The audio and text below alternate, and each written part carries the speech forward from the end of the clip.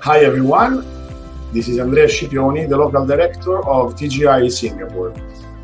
I've been working in the mice industry since roughly 10 years now, and I joined the company here in Singapore at the beginning of 2020 when we opened an office here.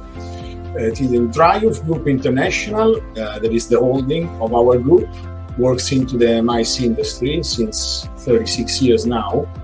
Our headquarters is in Rome, and we have offices in Milan, Brussels, London, Shanghai, and last open in 2020, Singapore. We are a PCO, so we are a professional congress organizers, and we can organize large-scale events. We organize institutional events and summits, like recently the G20 in Rome. We participated to the Dubai Expo, organizing all the events into the Italian pavilion.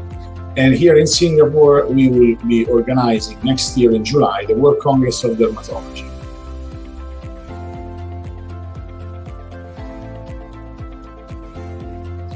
So pandemic affected a lot our job and our industry, as all of you know. Our expertise, since we are in the market since 36 years, was put into a big challenge, but we were very resilient. So we understood very quickly that there was an opportunity to continue organizing events through virtual platforms. So already in 2020, when pandemic was still evolving all around the world, we moved some of the events that were planned to happen face-to-face, especially in Italy, to virtual. One among them was the World Congress of Public Health in October 2020. That was back then one of the largest events that were hosted on virtual platform. So what basically pandemic created is a series of challenges. We needed to reinvent the way we were imagining an event. We had to find new ways to deliver events to our clients and to engage them in very different way, because the face-to-face was missing, and we needed to find a way to engage our delegates and our clients through virtual platforms.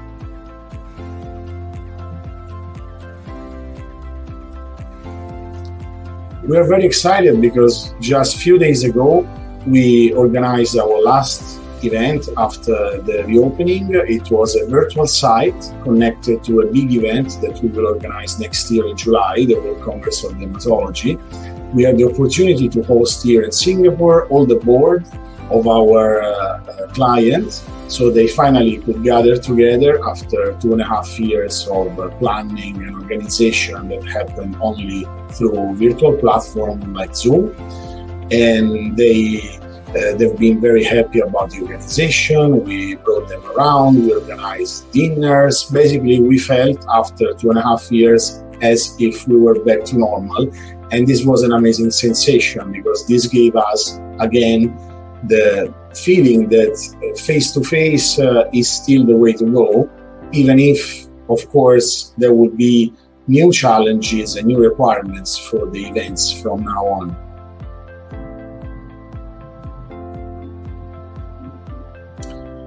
So pandemic impacted a lot into the organization of events. So our day-to-day routine was very different. For many months, we had to join Zoom calls and virtual meetings. So planning became hard, because the face-to-face also for our activity into the office was fundamental to deliver contents, creativity, and organization. But we were resilient about that, and we realized that a strong team with a strong culture of work can still, work in different ways. So we became all experts on video call and Zoom call and Google Meets and Hangouts. We found different ways to coordinate ourselves, and we realized that probably all this virtualization of events will not fade away when COVID and pandemic will disappear. People now get used to have this kind of virtualization. Maybe they get used to move less and travel less because of the restrictions. So we think that face-to-face will still be the way to go, but will be enriched and not threatened by technology.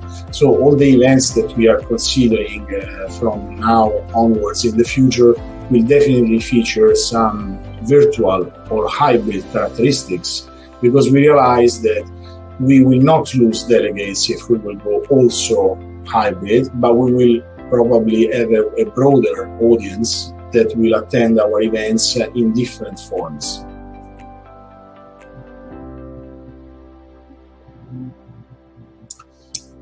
So in the last 2 years after pandemic, many things in our world changed, in the world and in our industry as well. So definitely a trend that we are seeing now is the request from our clients to have a virtual part of our events and create virtual content that can be used, that can be seen and can be experienced also by delegates that are not having the opportunity to attend the Congress or attend the event along with the face-to-face delegates. Another trend that is becoming stronger and stronger, that was already present partially in Europe and I am now experiencing also in Asia, is the sustainability. So now when you are organizing an event, this is something that should be absolutely considered, both for our social impact over the world and the industry, that is an industry that is pretty impactful, considering that we involved a lot of suppliers and the travel also is included.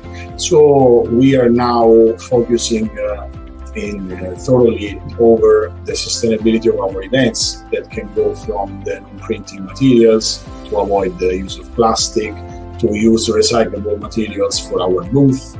And for example, in 2019 in Milan, we were somehow already thinking about that. At the end of the Congress, we planted some trees in the city of Milan, like hundreds of trees, as a compensation for the CO2 that was emitted during the Congress.